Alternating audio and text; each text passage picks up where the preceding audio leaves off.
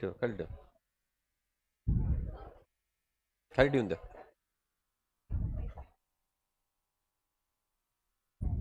जरा खाली, हे टेबल येते अजून.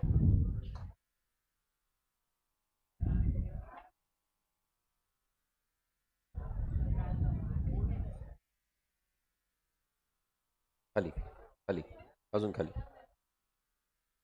बस.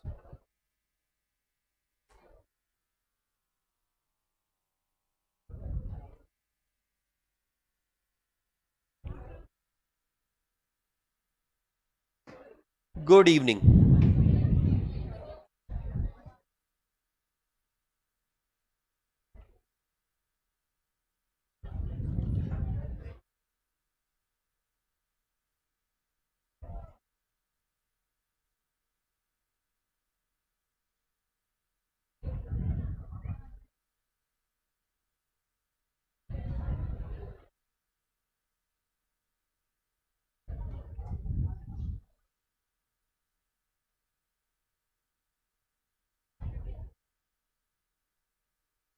What we tried understanding yesterday was the basic aspect of the rectification, wherein I told you that the error can be detected before preparation of trial balance. The error can be detected after preparation of trial balance, but before preparation of the financial statements. The error can also be detected even after preparing the financial statements. Whensoever, whichever point you have detected the error, you are expected to get that error rectified. However, depending upon the stage at which point you have detected the error, your process of rectification will be decided. मतलब ये कि अगर आपको error ये trial balance बनाने के पहले ही मिल गई है, तो ये जरूरी नहीं है कि आप उस एरर को एक अलग रेक्टिफिकेशन एंट्री द्वारा ही रेक्टिफाई करोगे.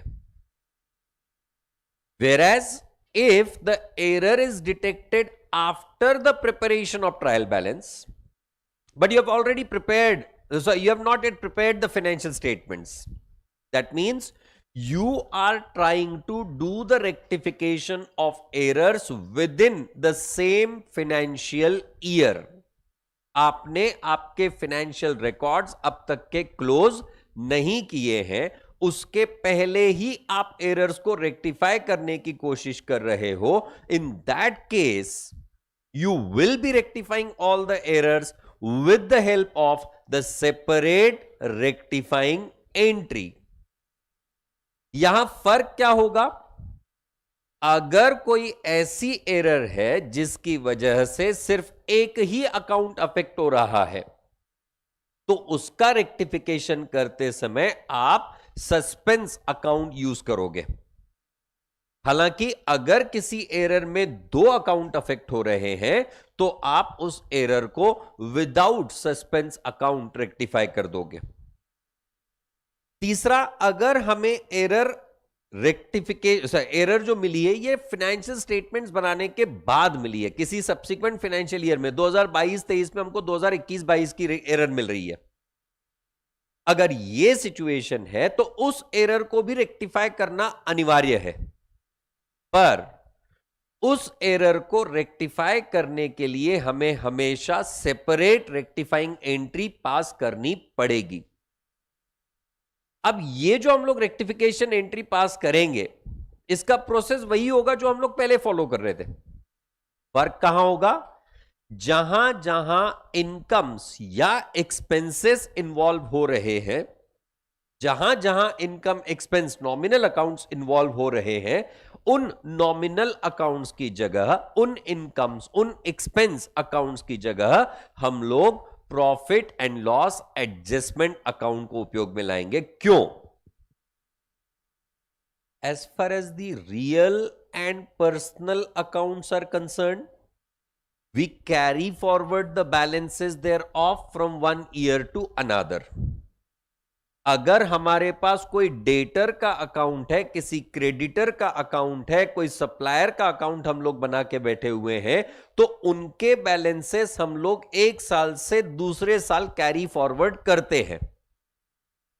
अब अगर किसी सप्लायर से मैंने एक 50,000 रुपए के गुड्स परचेज किए थे, पर उस ट्रांजैक्शन को रिकॉर्ड करना रह गया, मतलब ये कि मेरी बुक्स में सप्लायर के अकाउंट में 50,000 रुपए का बैलेंस कम दिख रहा है, तो इसका मतलब मुझे सप्लायर को 50,000 से क्रेडिट देना है या नहीं. अब सप्लायर को तो 50,000 से क्रेडिट देना है, डेबिट भी तो देना पड़ेगा, क्योंकि ट्रांजैक्शन तो पूरी तरह से रिकॉर्ड नहीं हुआ था. और अगर यहां मुझे रिकॉर्ड करना है, and if I record that transaction, suppose credit purchase of ₹50,000 not recorded, अगर ऐसा सिचुएशन है, ये ट्रांजैक्शन था 2021-22 का, I have been able to detect it in 2022-23, correct.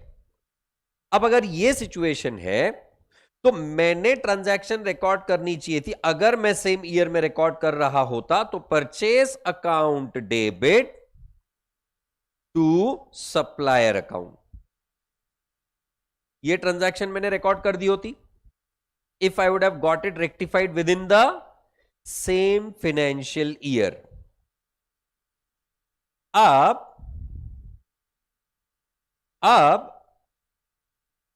अगर इस ट्रांजैक्शन को मैं 2022-23 में रेक्टिफाई कर रहा हूं, और अगर मैं परचेस अकाउंट को डेबिट कर देता हूं, तो it will unnecessarily affect the purchases of the year 2022-23. Why? क्योंकि 2022-23 में अगर मैं परचेस को डेबिट करता हूं, तो वो 2022-23 के परचेस में इंक्लूड हो जाएगा, परचेस अकाउंट में इंक्लूड हो जाएगा या नहीं. हालांकि ये 2022-23 का परचेस नहीं है, परचेस कब का है? 2021-22 का. अगर ये 2021-22 का परचेस था, तो इसका मतलब 2021-22 के परचेस में इंक्लूड होना चाहिए था, जो नहीं हुआ. अगर इंक्लूड हो जाता, तो उस साल में आपका प्रॉफिट कम हो जाता या नहीं. तो इसका मतलब यह हुआ कि जब कभी भी आप सब्सिक्वेंट ईयर में रेक्टिफिकेशन कर रहे हो, तो आपको पिछले साल की इनकम और एक्सपेंस को profit and loss adjustment account में डालना पड़ेगा या नहीं. इसीलिए हम लोग परचेस अकाउंट की जगह क्या यूज करेंगे? Profit and loss adjustment account. So my rectifying entry, if I am passing in 2022-23, will be profit and loss adjustment account debit 50,000 to supplier account. Why supplier account? Why supplier account? Because supplier का account balance तो हमने carry forward किया था ना, है ना. मैं क्या करता हूं, तीनों स्टेज पे, अब एग्जाम पॉइंट ऑफ व्यू से अगर सोचो, तो हमें क्या ध्यान देना चाहिए. नंबर 1, एरर कब मिली, एरर कब पता चली?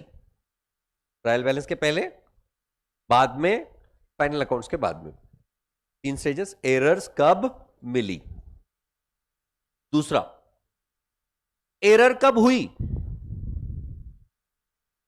कि आपके रिकॉर्डिंग स्टेज पे एरर हुई, आपके पोस्टिंग स्टेज पे एरर हुई, आपने सब्सिडियरी बुक्स की जब टोटलिंग की उस समय पे एरर हुई, या जब आप बैलेंसेस को कैरी फॉरवर्ड कर रहे थे तब एरर हुई. एरर कब हुई, दूसरा. तीसरा, एरर किसे अफेक्ट कर रहा है? एक अकाउंट अफेक्ट हो रहा है या 2 अकाउंट अफेक्ट हो रहे हैं? Is it point right? ये 3 चीजें ध्यान में रखिए. मैंने क्या कहा?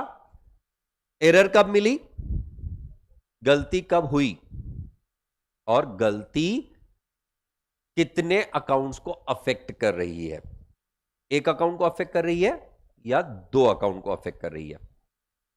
अगर उस गलती की वजह से सिर्फ एक अकाउंट अफेक्ट हो रहा है तो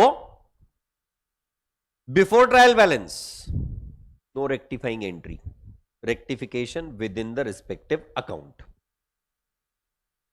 after trial balance with suspense account with the rectification in the same account, जो अकाउंट अफेक्ट हो रहा है उसी में हम लोग इफेक्ट देंगे। After final accounts with suspense account, with suspense account पर अकाउंट अफेक्ट होने वाला अगर नॉमिनल अकाउंट है तो दूसरा account P and L adjustment, और अगर नॉमिनल अकाउंट नहीं है, रियल या पर्सनल अकाउंट है, तो दूसरा account respective account. Did you people understand this? ये कब? वन साइड वाली, एक ही एरर को, एक ही अकाउंट को अफेक्ट करने वाली गलती में। अगर गलती की वजह से दो अकाउंट अफेक्ट हो रहे हैं, before trial balance pass a normal rectifying entry, after trial balance pass a normal rectifying entry, after financial statements pass the normal rectifying entry, however use profit and loss adjustment account instead of nominal accounts. Did you people understand this? इसको थोड़ा सा summarise करके लिखते हैं हम लोग। Summary for process of rectification.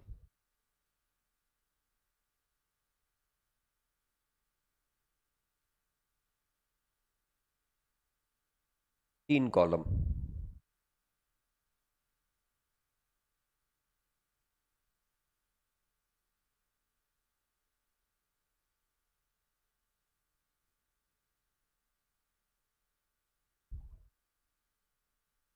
Error detected before trial balance, correct? Error detected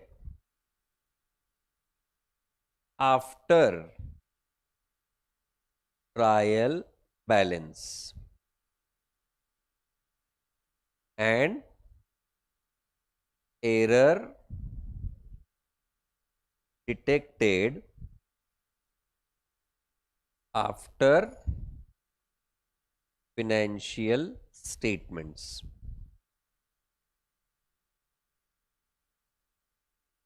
correct है?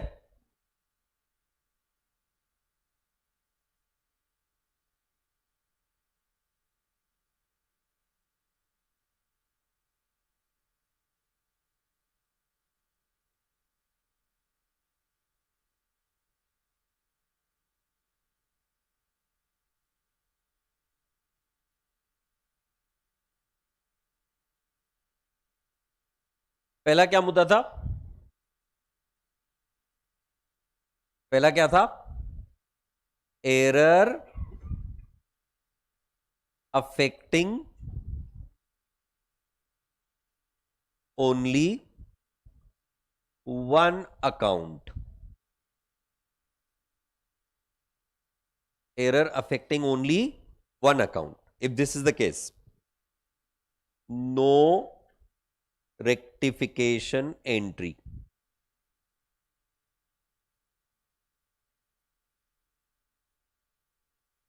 बराबर? error rectified within the account. इसके लिए अलग से रेक्टिफाइंग एंट्री पास करने की आवश्यकता नहीं है। हम लोग उस अकाउंट में डायरेक्टली जाके डेबिट या क्रेडिट में जहां भी एरर हुई है वहां पे लिख सकते हैं casting error, posting error, recording error, जो कुछ भी रहेगा। Right? Rectify using suspense account. Correct? So one effect will be given to suspense account and second effect will be given to the respective account getting affected. Is it point right? Again, rectify using suspense account. यहां पे हम लोग common point लिख देंगे दोनों में. जहां जहां नॉमिनल अकाउंट आएगा वहां वहां नॉमिनल अकाउंट की जगह क्या यूज करेंगे हम लोग? Profit and loss adjustment account. Right है? Error affecting two accounts. दो अलग अलग अकाउंट है with the same amount affect हो रहे हैं. अगर ये सिचुएशन है तो इस केस में हम लोग क्या करेंगे? पास अ नॉर्मल रेक्टिफाइंग एंट्री. अब वो रेक्टिफाइंग एंट्री कैसे पास करनी है वो हम लोग डिस्कस करने वाले हैं. ये मैं सिर्फ समरी ऑफ प्रोसेस बना रहा हूं. Even if the error is detected after preparing the trial balance, we need to keep passing the normal rectifying entry or not? है ना? पर इन दोनों केस में हमको ध्यान क्या रखना पड़ेगा?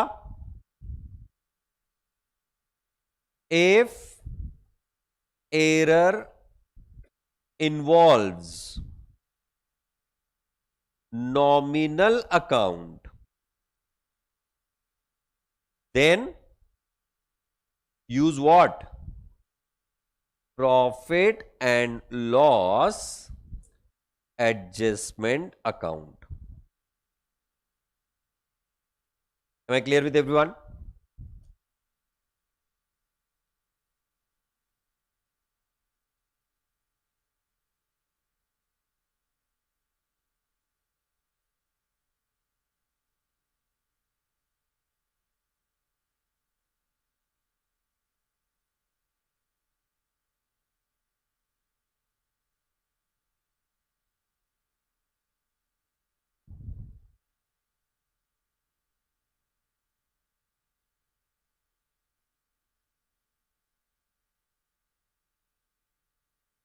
Shall I come ahead?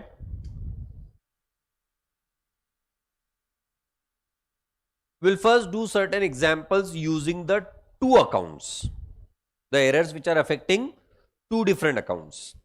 ऐसे वाले पहले एग्जाम्पल लिखेंगे और उस केस में बिफोर ट्रायल बैलेंस एरर हो, आफ्टर ट्रायल बैलेंस हो या आफ्टर फाइनेंशियल स्टेटमेंट्स हो. कुछ केसेस में आपके रेक्टिफाइंग एंट्री हमेशा सेम होती है. बदल चेंज कहां पर आएगा? सिर्फ सब्सिक्वेंट ईयर में अगर उस एरर में नॉमिनल अकाउंट का इन्वॉल्वमेंट हो रहा है तो. Is it point right? चलो let's do the examples.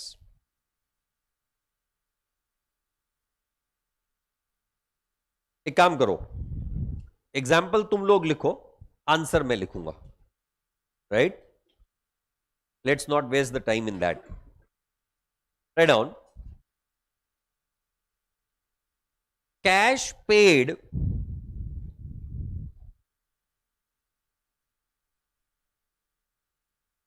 to Dhanno, cash paid to Dhanno rupees 10,000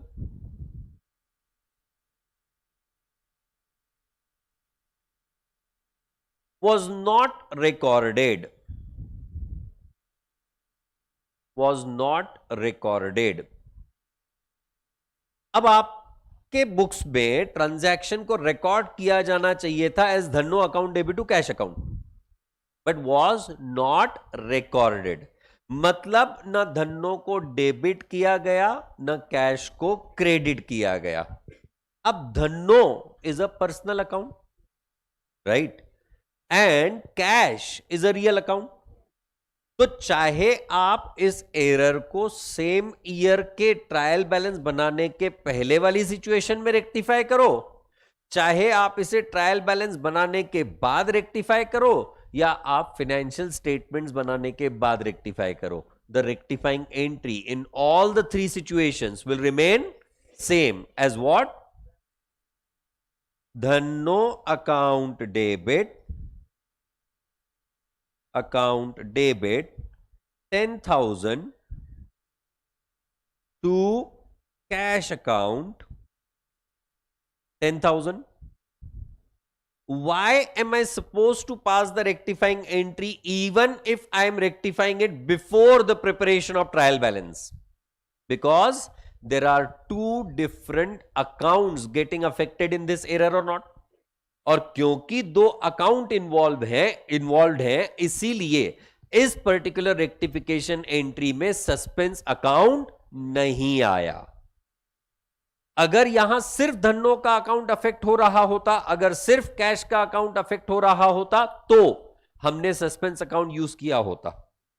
पर क्योंकि ट्रांजैक्शन रिकॉर्ड ही नहीं किया गया इसलिए दो अलग अलग अकाउंट अफेक्ट हो रहे हैं और दोनों अकाउंट्स को रेक्टिफाई करने के लिए आप दोनों अकाउंट्स को रेक्टिफिकेशन एंट्री में लेके आए. तो यहां कुछ कमतरता थी ही नहीं ना. Write down the next example. Cash paid to Dhanno, cash paid to Dhanno rupees 10,000 was posted to the account of Shanno,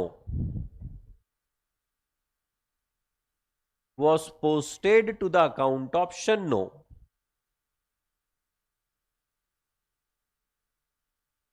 अब कैश पे किया आपने, जब आपने अपने कैश बुक में रिकॉर्ड किया तो वहां आपने रिकॉर्ड किया बाय धन्नो, कैश कॉलम 10,000 बराबर.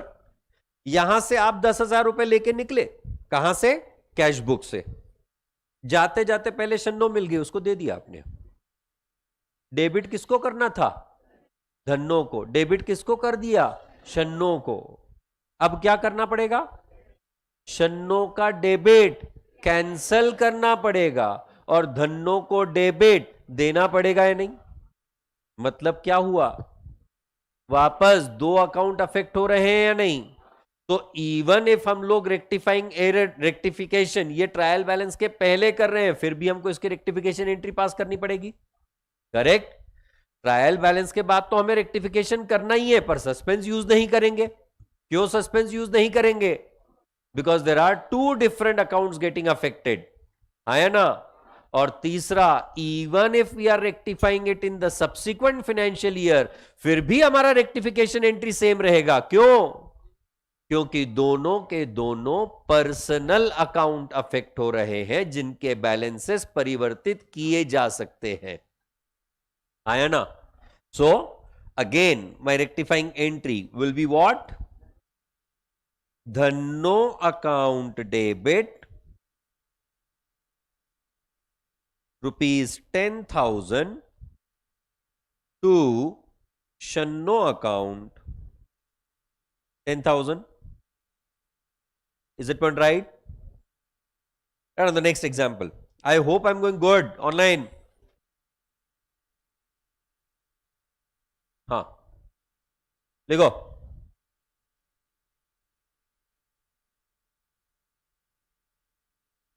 cash paid to Dhanno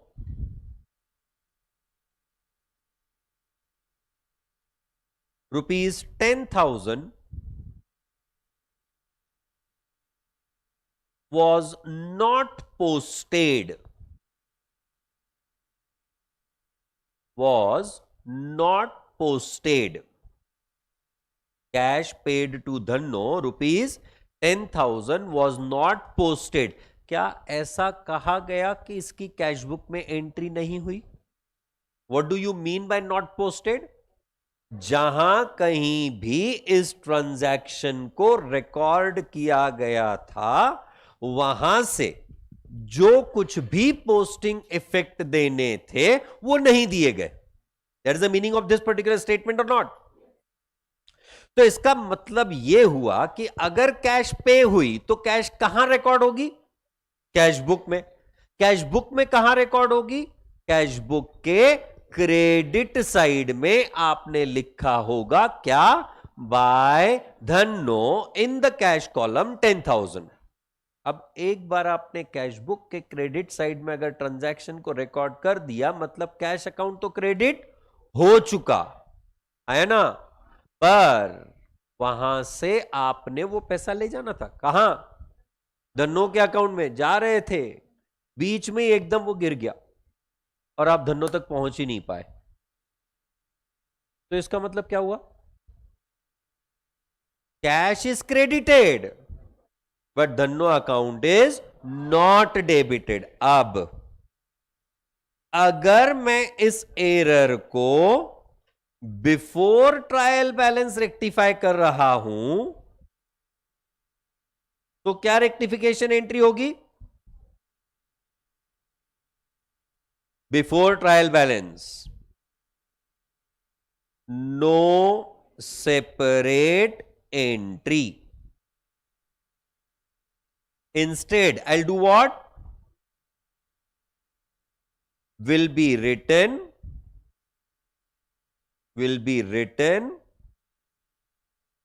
in Dhanno's account debit side. Simple. This will be the answer even in the examination, right? And if you are doing the rectification after trial balance or final accounts, मतलब subsequent year, दोनों case में, what will be the rectifying entry? Here only one account is getting affected or not? और क्योंकि सिर्फ एक account affect हो रहा है तो आप दूसरा अकाउंट कौन सा यूज करोगे? Suspense account. तो हमारी रेक्टिफाइंग एंट्री क्या होगी? Dhanno account debit ₹10,000 to suspense account 10,000। Am I right with everyone? Clear है सबके लिए? Down next example. अच्छा ये लिख लो पहले।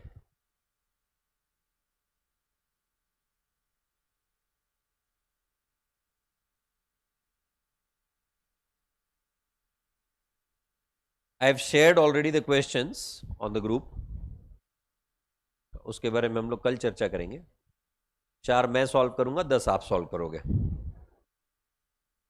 Only 14 questions.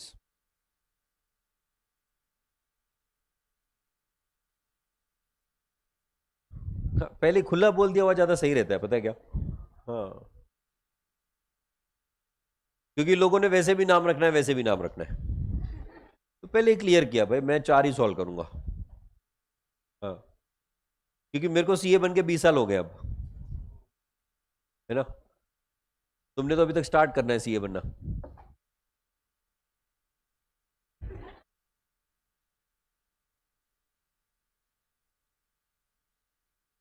सर फाउंडेशन बनाने की कोशिश की थी पर वो बारिश इतनी जोर से सब बह गया।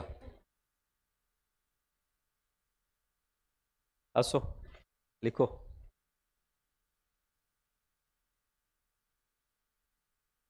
Goods purchased ₹20,000 from Dhanno. Goods purchased for ₹20,000 from Dhanno remained to be recorded.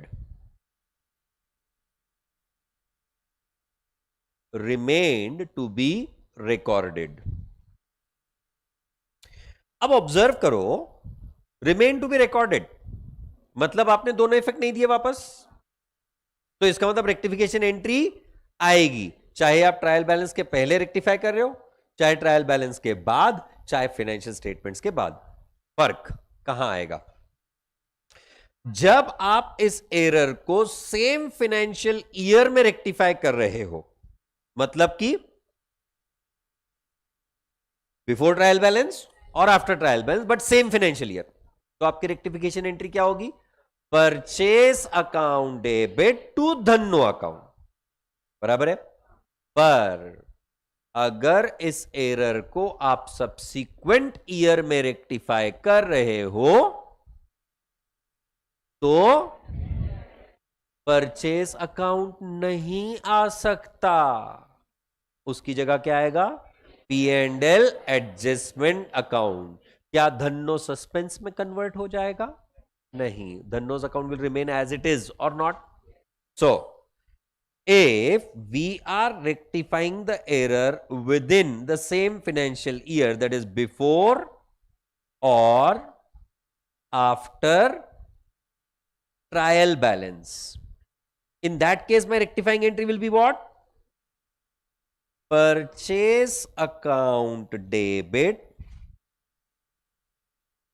rupees 20,000 to Dhanno account 20,000.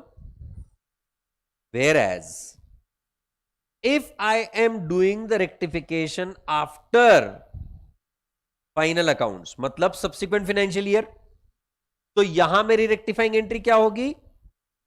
Profit and loss adjustment account debit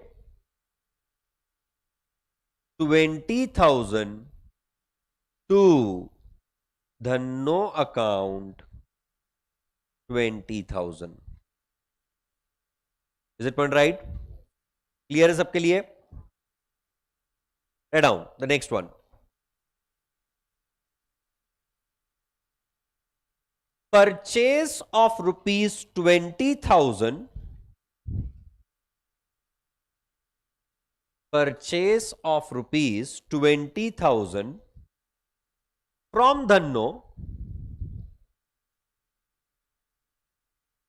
was posted to the account of Shanno. Was posted to the account of Shanno.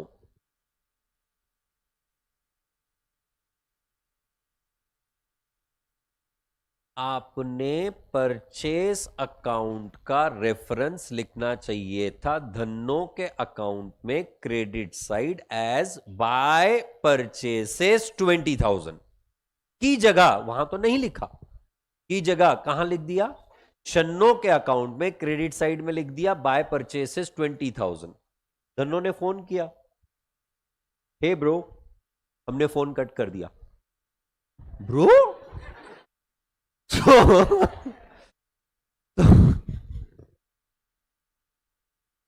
Dhanno ने वापस phone किया, वो goods purchase किए थे तुमने, उसके 20,000 रुपए देने बाकी, हमने फोन वापस कट कर दिया. हम क्रेडिटर्स के फोन वैसे ही नहीं उठाते. फिर एक अच्छा खासा व्हाट्सएप पे मैसेज आया, even if you do not make the payment of rupees 20,000 within the given number of days, फिर तुम्हारा और हमारा रिश्ता खत्म, हम लोग कोर्ट में मिलेंगे. राइट? बंदा कोर्ट में मिलेंगे तो भूल गया, पर हमारा रिश्ता कैसे खत्म यार. So now in this case the person cross verified books of accounts, checked and on observation found फिर इसको कुछ देना बनता है नहीं, जबरदस्ती में फोन की जा रही है, क्या तरीके ही है. हमने फोन उठाया, क्या चल रहा है? थैंक गॉड धनो ने नहीं बोला फॉग चल रहा है. तो धनो ने कहा यार परचेज किया था तुमने मुझसे. हाँ परचेज किया था, पर मेरे अकाउंट में कोई एंट्री नहीं है, नहीं पैसे कोई देने बाकी नहीं है. धनो ने इनवॉइस निकाल के भेज दिया, ले. हमने इनवॉइस नंबर दिखाया, यार नंबर तो जाना पहचाना लग रहा है.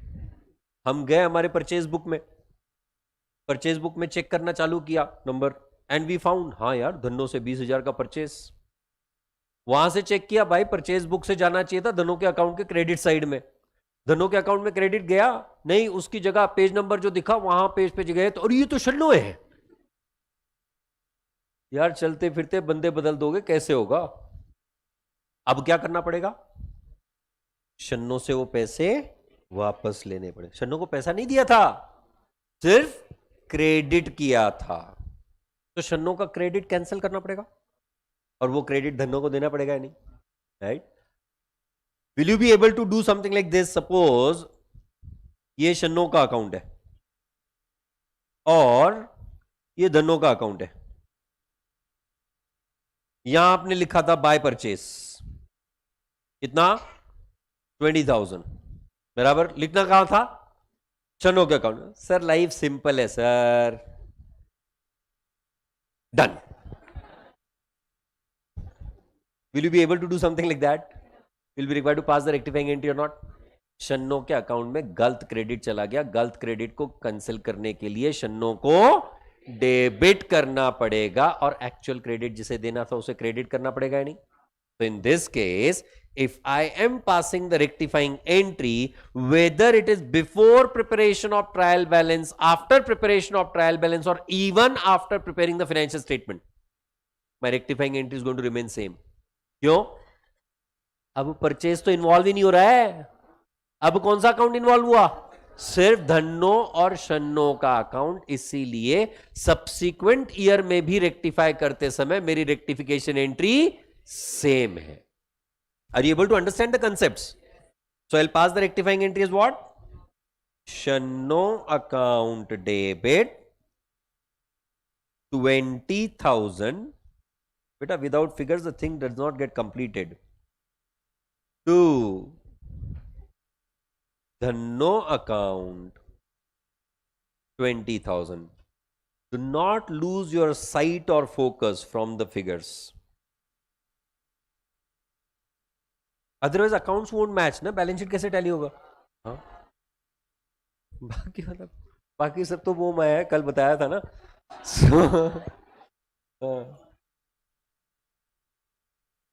उसके बाद 2-3 लोग आए, सर आप ना सही बात बता रहे थे, हमको बहुत बार ऐसे लगता है, ऐसे मतलब सच में अकेले ही रह गए हम लोग। और फिर पीछे से बंदा बोलता है अकेले हैं तो क्या गम है। ऐसा कुछ तो गाना था ना वो, कयामत से कयामत, कयामत से कयामत तक। नहीं गाना, यूट्यूब पागल ban, direct ban, and no one likes ban. So let's come to the next example. Write down. The purchase book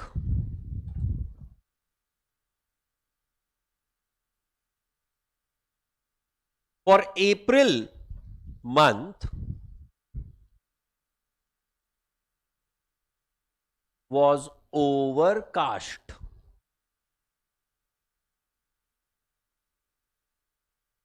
by rupees 10,000.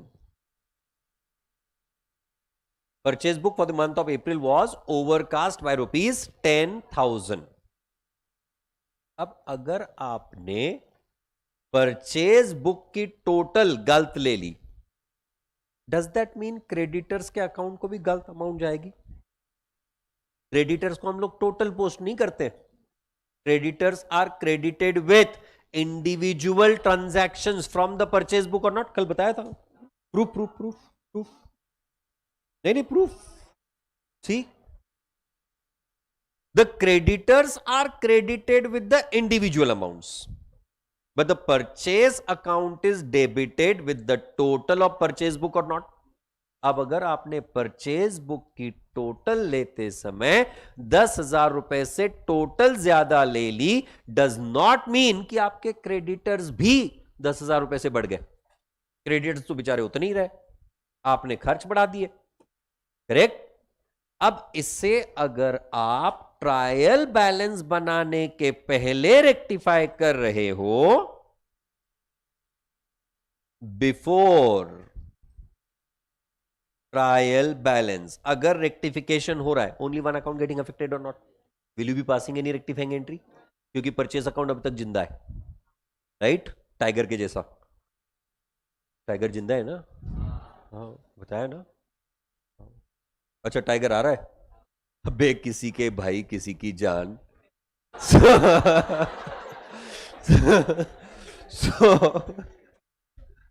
आ क्या रहा है, बता क्या आ रहा है? असो है 20 दिन और बचे हैं, ईद पे मिलेंगे। हाँ, खीर कुरमे के साथ, भाई और जान के साथ, है ना? मतलब बाकी सब मैंने कई बार देखा है, किसी भी सेलिब्रिटी एक्टर की मजाक उड़ा लो ना, कोई दिक्कत नहीं होती है। कोई सिर्फ भाईजान की मजाक उड़ा ले, जाते जाते बंदे मिलते हैं, क्यों सड्डू भाई के बारे में बात चल रही थी। मेरे को डर लगता है ऐसे बात करते समय, ये उसमें जिसमें यूट्यूब, ये तो कहानी अलग है, ऐसे डरावने मैसेज आएंगे फिर मेरे को, हमारे भाई के बारे में बात करे थे आप, अगली बार जरा संभल के बात करिएगा। so anyways, so if you are doing the rectification before preparation of trial balance, in this case no rectifying entry. Why no rectifying entry? Because it is affecting only purchase account, that is one account only, right? Rectification within purchase account on credit side. Why on credit side? Overcast किया है, मतलब purchase का debit बढ़ा दिया, debit को कम करने के लिए परचेस को क्रेडिट करना पड़ेगा या नहीं, right? What will you write? By casting error. By suspense नहीं लिख सकते हैं, by casting error with ₹20,000। Is it point right? 20,000 10,000 है, 10,000। देन अरे प्राइवेटली लिस्टेड है फिर भी यूट्यूब बैन करता है यार हमारे video. If I am doing the rectification after preparation of trial balance, then my rectifying entry will be what? Suspense account debit 10,000 to purchase account 10,000. Am I right? Whereas if I am doing the rectification of this error after final accounts are prepared, in that case my rectifying entry will be what? Suspense account debit 10,000 to purchase की जगह क्या आएगा? Profit and loss adjustment account. Adjustment account, not profit and loss account. Adjustment account 10,000. Friends, if you will observe the summary that I have given, it is exactly the same what we have written. Check it out. First example. Error affecting two accounts. Summary में लिखा है हमने. हमारा पहला example था cash paid to Dhanno not recorded. Whether you are rectifying it before preparation of trial balance, after preparation of trial balance, or after preparation of final accounts, pass the normal rectifying entry. ऐसा हमने लिखा, we have passed the normal rectifying entry. पहला वाला example है ना. दूसरा example, again it is affecting two different accounts, we pass the normal rectifying entry. तीसरा वाला, if it is before preparation of trial balance, affecting only one account की बात चल रही है, मतलब पहला वाला part, no rectifying entry, the rectification will be done within the same account, ये हमने लिखा था, वही हमने यहां पे रेक्टिफिकेशन में लिखा. और अगर हम लोग ट्रायल बैलेंस के बाद या फाइनल अकाउंट्स के बाद रेक्टिफिकेशन कर रहे हैं तो हम लोग उसके लिए रेक्टिफिकेशन एंट्री पास करेंगे with the help of suspense account. हालांकि ध्यान किस चीज का रखना है, अगर नॉमिनल अकाउंट होता तो उसकी जगह हम लोग क्या यूज करते? Profit and loss adjustment account. हालांकि यहां in the transaction number 3 I have not used the nominal account, sorry P&L adjustment account. Why? क्योंकि the account which was getting affected is a personal account, that's why the P&L adjustment account has not come in that. Am I going right for everyone? पक्का?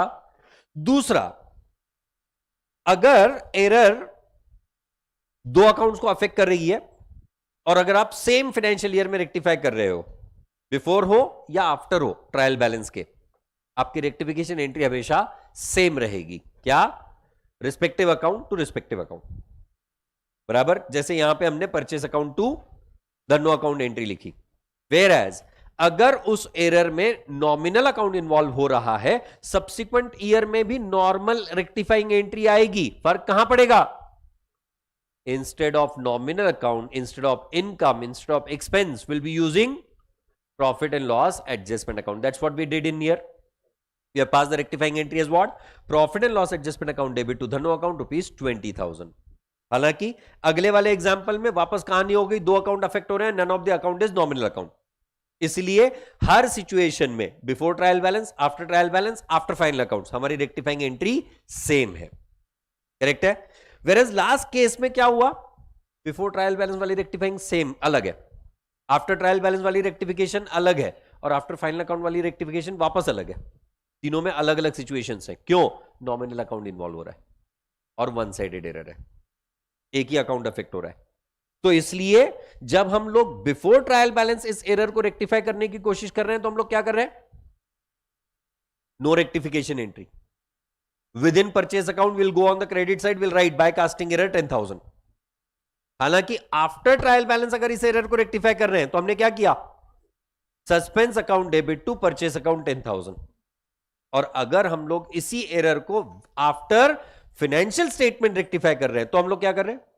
Suspense account to profit and loss adjustment account. Why P&L adjustment? क्योंकि purchase is an expense. Correct है? Logic समझ में आया? Summary समझ में आ गई? पक्का? One last example for the day. Write down. Question 1 to 3 is homework.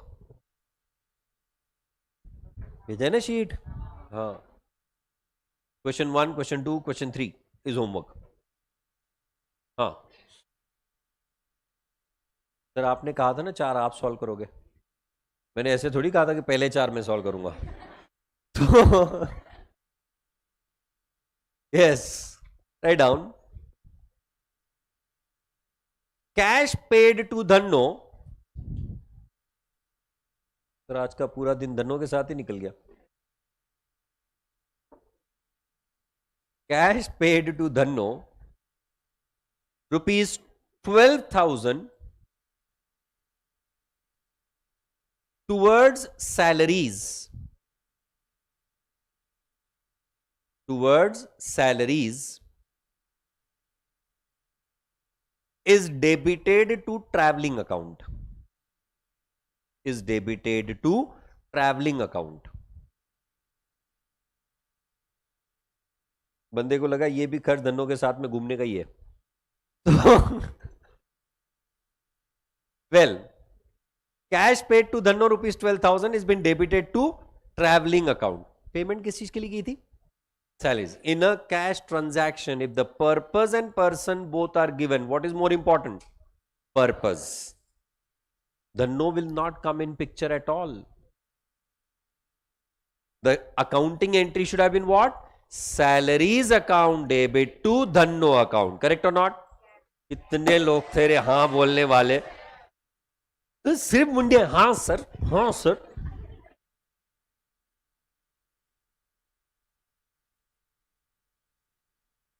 Seriously मतलब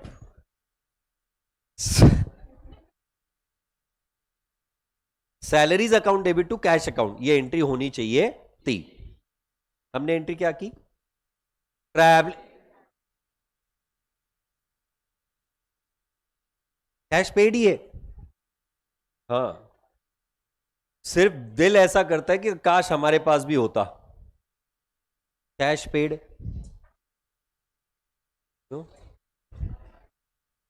मतलब सच में घर वाले जो सुबह शाम याद दिलाते ना हमको, हमारे पास के घर पे पैसे का पेड़ लगा हुआ है ना। हमने अगर पेरेंट्स को बोला ना अब हमारी टेस्ट सीरीज आने वाली है, उसके लिए वापस से फीस भरनी है, पहला रिप्लाई आता है हमारे पास क्या पैसे का पेड़ लगा हुआ है। तो ऐसी मशीनें जो स्टार्ट होने के पहले ही खर्चा करवा रही है, राइट? सो मत जाना, शाम का टाइम है,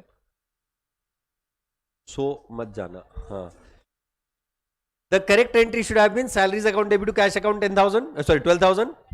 wrong entry is travelling account debit to cash account 12,000। Correct, debit करना था सैलरीज को, डेबिट कर दिया ट्रैवलिंग को। अब इस एरर को अगर हम लोग रेक्टिफाई करना चाहते हैं तो चाहे वो ट्रायल बैलेंस के पहले का रेक्टिफिकेशन हो, चाहे वो ट्रायल बैलेंस के बाद का रेक्टिफिकेशन हो, the rectifying entry will remain same as what, salaries account debit to travelling account. वापस कैश मत बोलना, कैश ऑलरेडी पे हो चुकी है, right? So if I am rectifying it before or after trial balance, I'll simply pass the entry as salaries account debit 12,000 to traveling account 12,000, correct है? पर इस error को अगर हम लोग आफ्टर फाइनल अकाउंट रेक्टिफाई कर रहे हैं, after financial statements, I won't pass any entry for that. Why? Salary bhi nominal, traveling bhi nominal. I'll pass the rectifying entry, profit and loss adjustment account debit to profit and loss adjustment account. Profit and loss adjustment debit, profit and loss adjustment credit gets cancelled, right? Therefore no rectifying entry, as both the accounts getting involved are the nominal accounts.